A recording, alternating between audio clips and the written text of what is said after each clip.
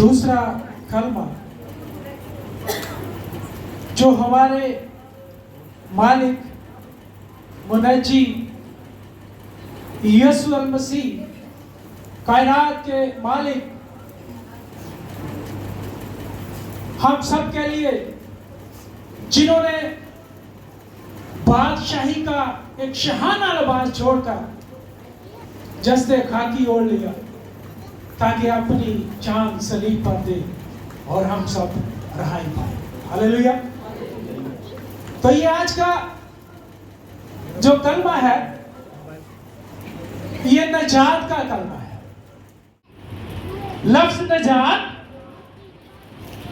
147 बार पुराने अहदनामे में आया है और जब हम इसको नए अहदनामे में स्टडी करते हैं तो नजात लफ्ज जो है ये नए अहदनामे में 97 बार आया है। कितने बार? तो अगर कुल मिलाएं तो ये लफ्ज पूरी बाइबल में 244 बार बाइबल में ये लिखा गया है।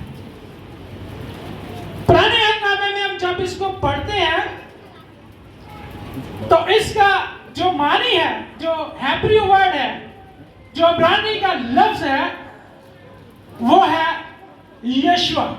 कुछ हवाला जात आपके सामने रखूंगा नजात को लेकर के। लफ्ज जो इब्रानियों में हम इसको पढ़ते हैं यशवा, पैदाइश की किताब उसके 49 बाब की 18 आयत में आपके सामने पढ़ता हूं। यहां पे लिखा है, आए खुदावन, खुदा का बंदा याकूब क्या है, कह रहे आए खुदावन, मैं तेरी नजात की राह देखता आया हूं। अब जरा नजात को हटाकर यहाँ पे रियल वर्ड जो है वो रंग कलम पढ़ेंगे तो हमें कैसा लगेगा? आए खुदावन, मैं तेरे यशवा की राह देखता आया हूं। किसकी राह? यीशु। आपको यह सुनकर खुशी होगी कि यीशु मसीह का जो आसमान से नाम आया था, जो रियल नाम आया था इब्रियों में, वो क्या था? वो यशवा था। हालेलुया। क्या नाम था? यशवा। मेरे और आपके यीशु का हेब्रू नेम जो है वो यशवा है। और खुदा का बंदा याकूब यहां पे फरमा रहा है, ऐ खुदावन, मैं तेरी नजात, मैं तेरे यशवा का राह देखता आया हूं।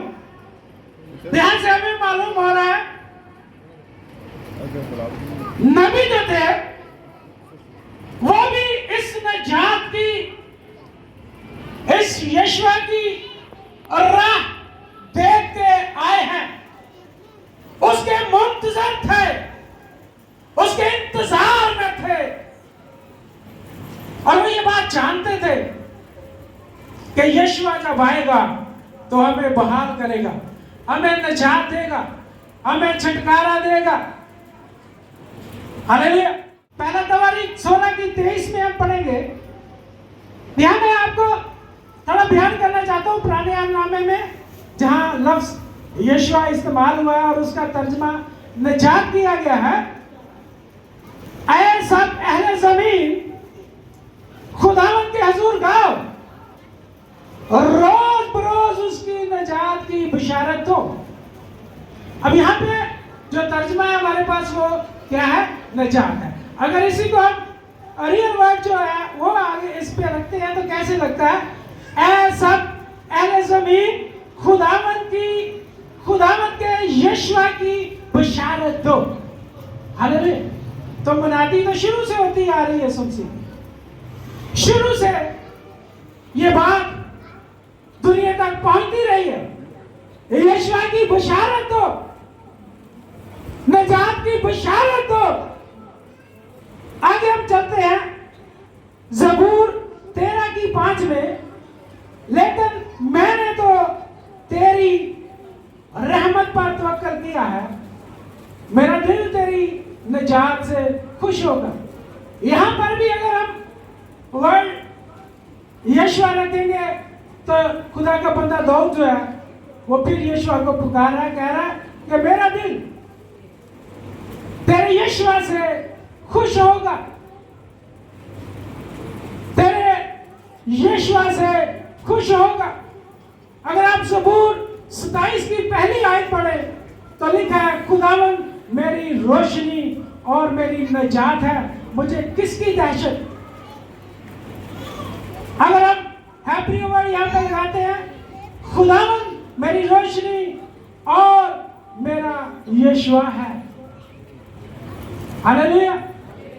खुदावन मेरी रोशनी और मेरा यीशुआ है, मुझे किसकी दहशत।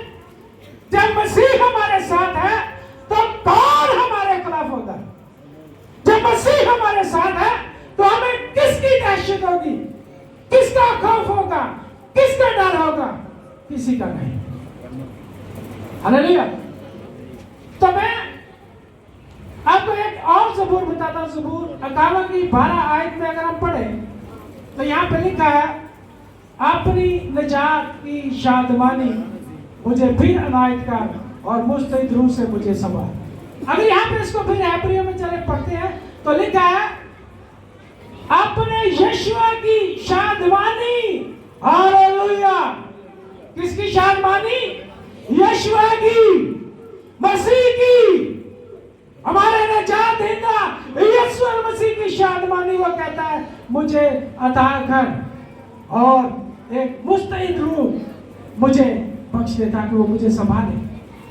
तो यहाँ पे ये मानी इसके जो है अगस्त किए जा रहे हैं, निजात, रहाई, छुटकारा, बहाली।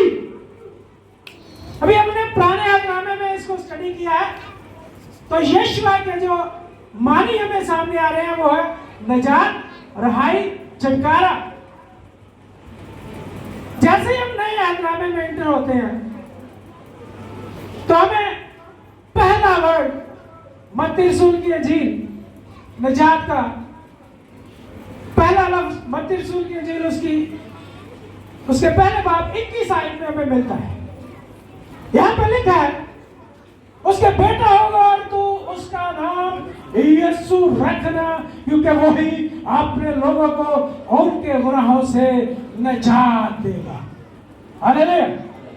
जैसे ही नए अहदनामे में हम एंटर होते हैं तो इसके मानी वसी हो जाते हैं, बढ़ जाते हैं। इसका जो ग्रीक वर्ड है वो सोज़ो, क्या सोज़ो, ग्रीक के लिए सोज़ो इस्तेमाल हुआ है, जिसके मानी है खतरे या तबाही से बचाने वाला, मुसीबत से रिहाई देने वाला, मौत से छुड़ाने वाला, ऐसी तबाही जिससे मुमकिन हो कि कुछ भी ना बचे उससे बचाने वाला। यहां पे इस नए अहद में इस निजात के मानी भी वसी हो जाते हैं। पुराने अहदनामे तक सिर्फ निजात, छुटकारा, रहाई। जैसे ही नए अहद में हम इंटर होते हैं तो इस निजात के मानी वसी हो जाते हैं। एक ऐसी तबाही जिसे कोई ना बचा सके, उससे बचाने वाले का नाम यीशु है। मत्ती रसूल की इंजील पहला बाब 21 आयत, उसके बेटा होगा और तू उसका नाम यीशु रखना, क्योंकि वही अपने लोगों को उनके गुनाहों से क्या देगा, निजात देगा। हालेलुया। यहां पर जो पहले जुज़वी तौर पर हमें नजर आता है, पुराने अहदनामे में जुज़वी तौर पर नजर आता है, वो यहां पर आके कुल्ली तौर पर हमें नजर आ रहा है। हालेलुया। और उसके बारे में ये कहा गया है कि वही अपने लोगों को उनके गुनाहों से क्या देगा, निजात देगा। आगे बढ़ते हैं। शमौन था और जैसे ही उसने यीशु मसीह को देखा, जिसके बारे में हमने समय में नबियों ने इंतजार किया, उसके मुंतजर रहे, उस यीशुआ के वो हर घड़ी हर लम्हा इंतजार में रहे। वो शमऊन लूका रसूल की इंजील 2 बाब की 3 आयत में जब देखता है तो कहता है, क्योंकि मेरी आंखों ने तेरी निजात देख ली है। हालेलुया। जो जुज़वी तौर पर नजर आता है, यहाँ पे कुल्ली तौर पर वो नजर आ रहा है। और शमऊन खुदा का बुजुर्ग कहता है, खुदा का भक्ता कहता है कि ये जो तेरा बेटा है यही दुनिया की निजात है और इसे मैंने अपनी आंखों से देख लिया है। हालेलुया। हम कह सकते हैं बड़े वसूख के साथ, बड़े दावे के साथ बाइबल की ये बात हम आप तक पहुंचाना चाहते हैं। इस निजात के लिए, इस यीशुआ के लिए नबियों ने बड़ी तहकीक की, नबियों ने बड़ी तलाश की और नबियों ने इसे ढूंढना चाहा। आप पहला पतरस उसका पहला बाब 10 आयत में पढ़ सकते हैं। यहां पर लिखा है, इसी निजात की बाबत। कौन सी निजात? इसी निजात की बाबत उन नबियों ने बड़ी तलाश और तहकीक की जिन्होंने उस फजल के बारे में जो तुम पर होने को था नबूवत की।